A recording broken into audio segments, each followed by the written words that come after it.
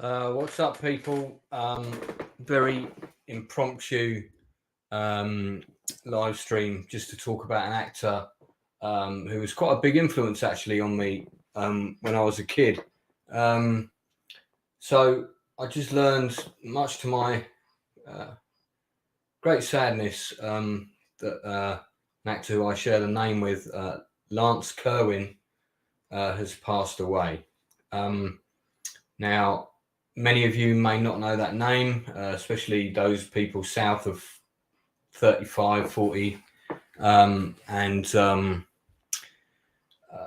I was actually trying to reach out to him to get him on the channel to come and talk about his career. But LANCE KERWIN was very much a fixture on American television shows in the 70s and 80s. He was a face that we all knew, and he was there were like two or three of them, these American child actors that I would constantly see in things, and I would think, I want that job, I want to be doing what they're doing.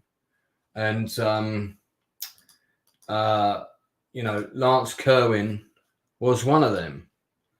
And he was this really sort of like strikingly handsome, boyish, sort of surfer California looking kid. And I used to say to my mum, that's who I want to be when I grow up. And one of the films, one of the shows that I watched him in with my parents, actually, because I was only allowed to stay up and watch it if I watched it with my parents, was Salem's Lot, which was a miniseries adapted from a Stephen King book of the same name. And that series absolutely scared the shit out of me as a kid.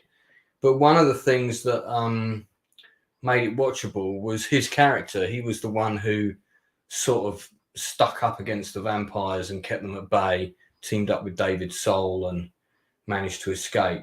LANCE KERWIN popped up with quite a few other things that I would watch.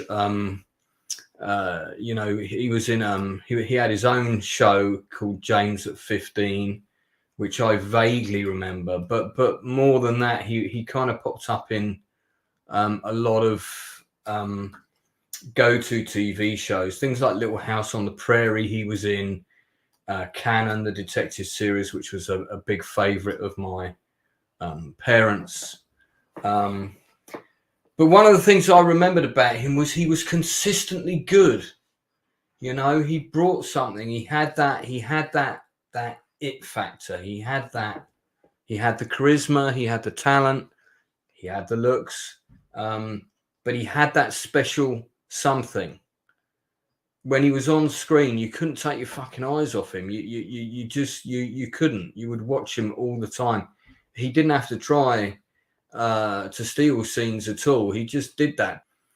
And I remember two things I remember about his career later. So in my first, I think it was my first relationship, it's all a very long time ago now, very vague, but with my first girlfriend, we used to go to the cinema quite a lot.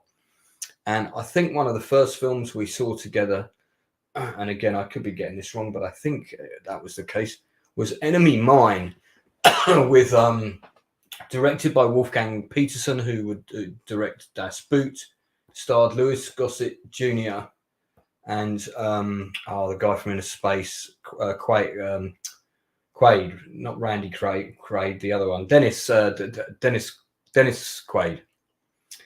and Dennis McQuaid or Quaid. Anyway, science fiction film, Enemy Mine, directed by Wolfgang Petersen, filmed in huge studios in Germany.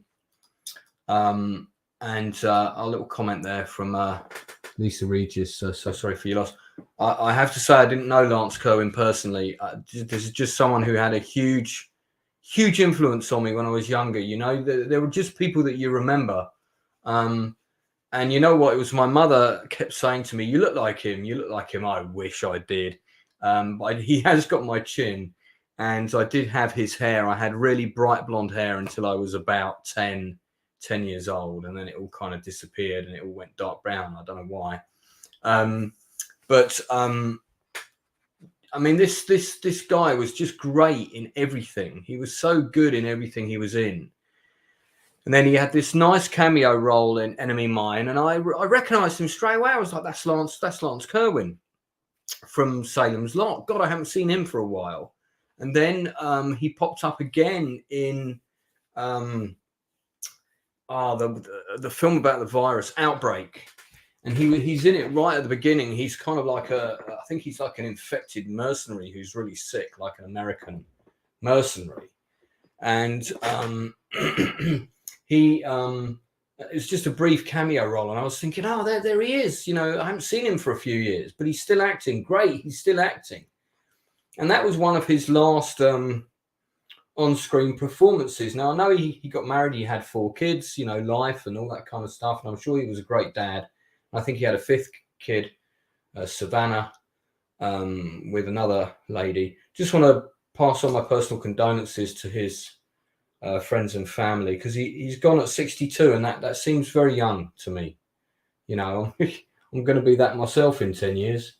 That does seem very young. But I was hoping to get him on the channel. He was on my list of people to contact, because there's a group of actors from that generation. There's him, there's Ike Eisman, and there's another lad, Tracy, somebody who played Huckleberry Finn in Tom Sawyer and Huckleberry Finn and Friends, or whatever. It was another 70s children show, who also was a really good actor. And he turned up in movies like Stakeout and whatever. And I always remembered these kids, like the British equivalent of their generation, Dexter Fletcher and so on. I remembered these kids, and I remembered wanting to, you know, get in that industry and be like them and be working in movies. And man, I can't believe this kid has gone, because it's so weird to think that he was in a mini-series with David Soul, who, touch wood, still alive, lives up the road in Highgate from me, or at least he did. You know, Lance Kerwin, who starred opposite him in Salem's Lot very young, is no longer here. That's nuts. I can't get my head around that. I mean, more recent pictures of Lance, bless him, here, he's not in the, you know, clearly doesn't look in the best of health. I mean, here he looks great. So perhaps there were health issues as he got older, etc. Look, I just wanted to do a shout out,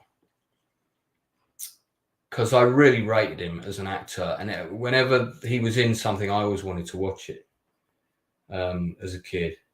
And I kind of always figured I'd meet him at some point, I think. And I was quite, you know, I'm quite gutted that will never be the case. Hey, there's one of my regulars. We're just talking about I'm just talking about Lance Kerwin, the actor who has passed away today. His daughter announced it 2 hours ago. So I'm talking about this guy. And if you remember who he was, he was in a lot of shows in the 70s and 80s. He was in the original version of Salem's Lot. He's outstanding in that.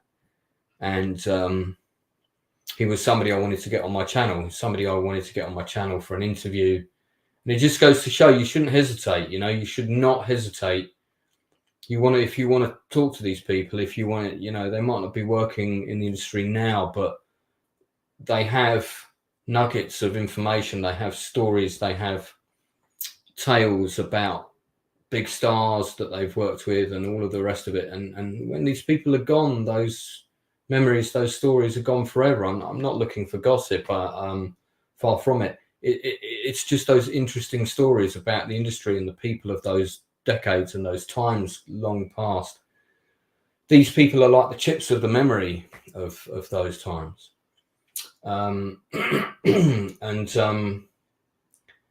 Yeah, this kid, I just always remembered this kid.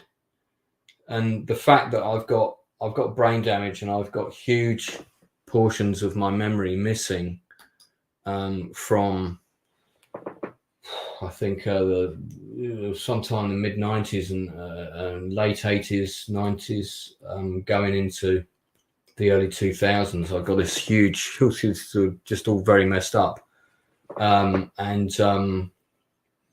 So the fact that I do remember him says a lot. I do. And yeah, my heart really goes out to his family, his children.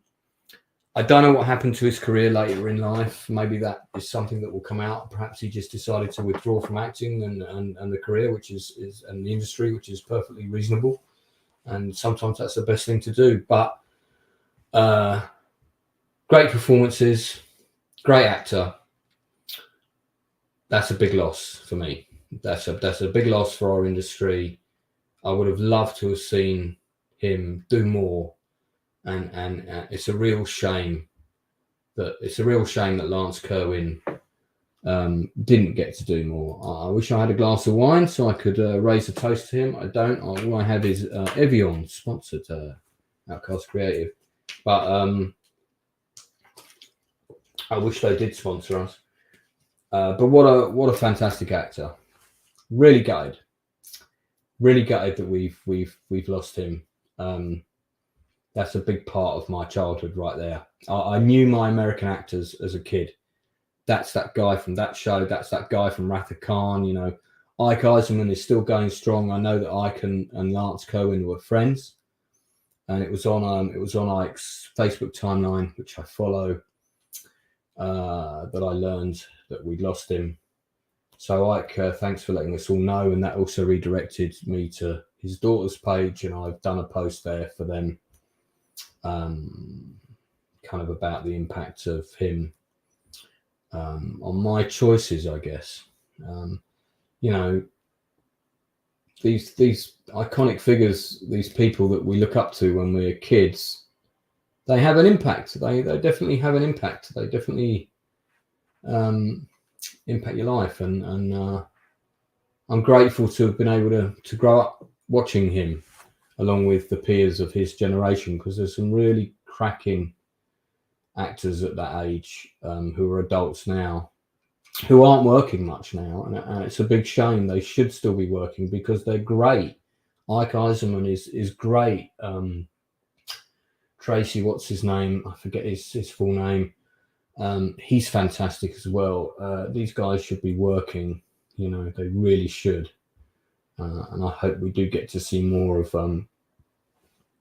the likes of his peers. You know, I hope some of the younger directors give them decent cameos and bits of work now and then. So, Mr. Kerwin, here's to you.